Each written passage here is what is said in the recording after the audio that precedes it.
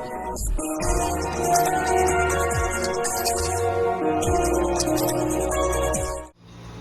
right, y'all. So people have been saying they want to see more videos of me doing stuff at work, at my job.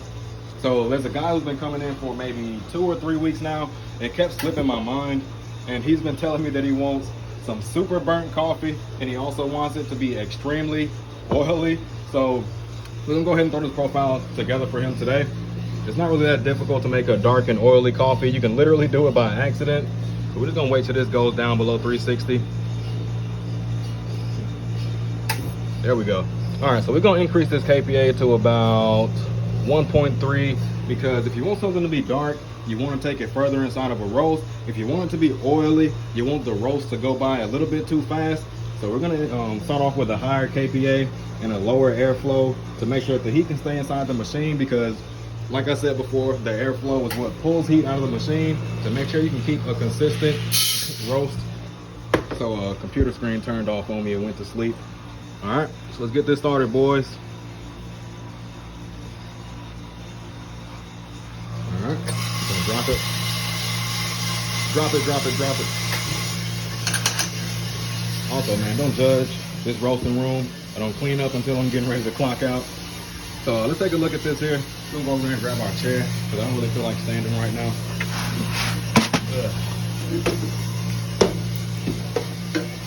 All right, we got our chair. Got the machine going.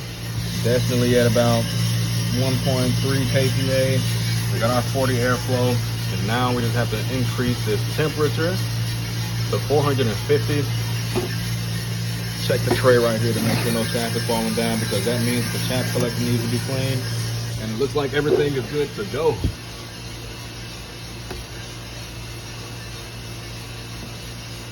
As y'all can see, man, I got my coffee mug, drinking coffee that I roasted myself. All right, man. You can see the prediction curve is starting to predict what's actually going to happen next. It's like I said before, I might actually turn that off, because it's never actually helped me, to be completely honest. It's just there, and it's an enormous distraction. It makes me feel like my roast is going to do something, and then when it reaches that point, it doesn't do what the suggestion says.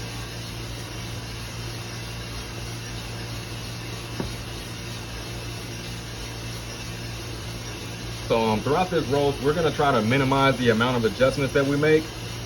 So instead of just going with minor adjustments that'll end up having to adjust at another point, we're going to go with a major adjustment. So for example, instead of moving down by about 0.1 kPa, we're going to go down by about 0.2 or 0.3. That'll minimize the amount of adjustments that we have, which means that we'll be able to retain more heat, and it'll push us to the roast much faster, so we can actually be able to get that oil on the beans. And we're probably going to stop the roast maybe somewhere after 440 degrees, just to guarantee that burnt flavor that he's looking for. We might even go all the way up to 450, because he really put a lot of emphasis on the fact that he wants these beans to be burnt. He said, I need these beans to be burnt. So we're going to burn these beans for him, man. I'm not going to judge him personally. I don't really like dark coffee that's giving me all that kind of energy and stuff. I prefer something light, like an Ethiopian, or something medium, like a Colombian or a Guatemalan roast. Those are my personal favorites, the Colombian and the Guatemalan roast. So good with those. The Ethiopian can be a bit complicated, but this bean right here, I don't really know the origins of it. It's been sitting over there for a very long time, and I've been trying to figure out a way to get rid of it. And this guy came in and said he wants some beans to be burnt. I said, okay, man, I can burn some beans for you. Sounds simple enough. I don't really have to try very hard. I don't have to try to get a really good flavor out of it. I don't have to try to make it smooth. He said the only two qualities he wants inside this coffee is dark and oily, and I can definitely deliver, man. All right, so we're about 3 minutes into the roast. Taking a very long time for this to actually reach a point where we have to start making our adjustments. It's kind of a bad thing, because that means that the roast isn't going by as fast as we actually want it to. So you can see we're at 296 degrees. We're at 35.1 ROR. So the temperature's starting to go down a little bit. That means it's going to start going down. And when you see that ROR temperature go up to 34 over there, when it goes up, that means that the line is going to start going upwards. Like you can see right there, it started going up to 35, and you can see over here it spiked up.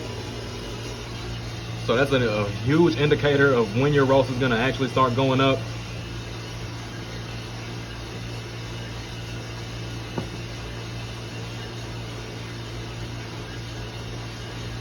All right, we're almost 4 minutes into the roast. Just gotta be patient, man.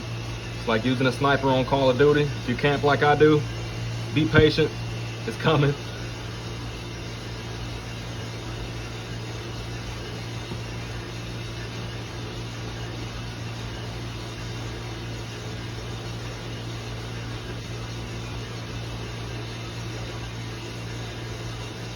See the ROR trying to spike up here. We're gonna take a closer look. It's definitely trying to go up. We're gonna decrease the KPA by just 0.1 for right now, because I just realized we don't want to make those huge adjustments because it'll take too much heat away from us. But we will not try to jump at every single spike unless it's a drastic one. We changed the airflow just a little bit, but the main thing that we changed is the gas. We're not going to try to touch the airflow too much. We don't want the airflow to be pulling too much heat out of the machine. We want to maintain as much as we can, try to fly through this roast. We're looking for maybe somewhere in between 8 and 9 minutes. So we're at 351 degrees right now, and we're 5 minutes in. We'll definitely achieve that. It'll definitely be less than 9 minutes, and that's exactly what we want. And the ROR is still looking pretty good. We've only had to make one adjustment, and we're 5 minutes in.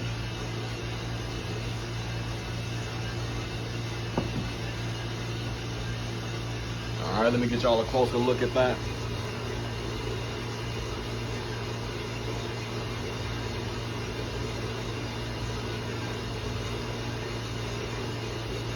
All right, so our ROR temp, it looks like it's gonna try to go up. It just went up by 0.1.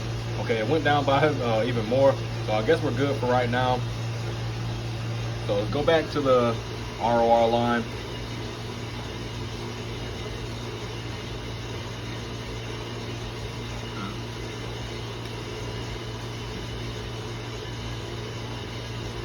All right, ROR temperature starting to go up. It's letting us know it's gonna spike soon.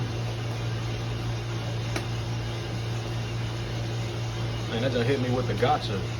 All right, let's see. Are you gonna go down on your own, or do I have to make you?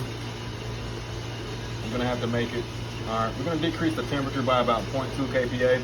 We're gonna leave the airflow alone because first crack is coming around. You don't wanna change your airflow before first crack, because during first crack, all the moisture from inside the beans is evaporating into the inside of the machine, and it affects the temperature. So you wanna keep the same airflow.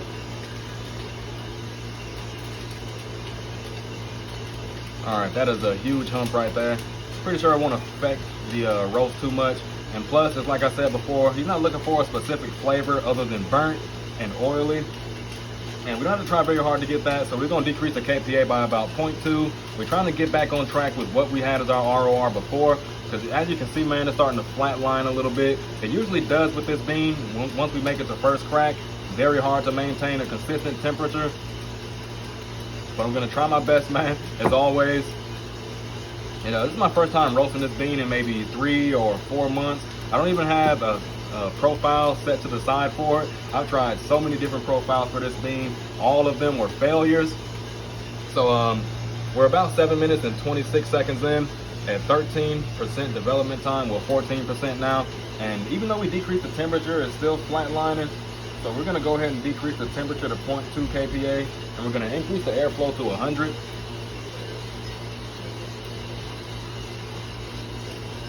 Still not going down, man.